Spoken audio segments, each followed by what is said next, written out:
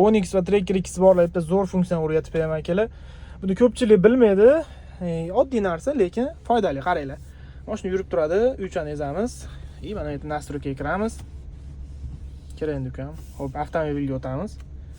O'tganimizdan keyin pastga tushamiz. Xo'p. Mana buni ezganimizdan keyin nima debdi? Elektroblokirovka, zamka dveri. Xullas, mashinaga kiramiz. Bu yerda bu yoniq turgan bo'ladi. Bu nima desalang, mana.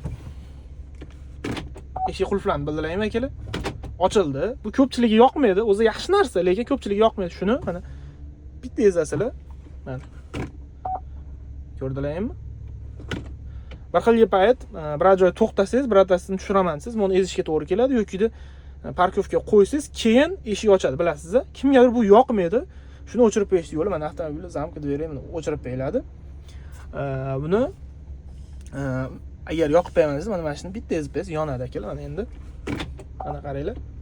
Poyga qo'ysa ochilyapti akalar.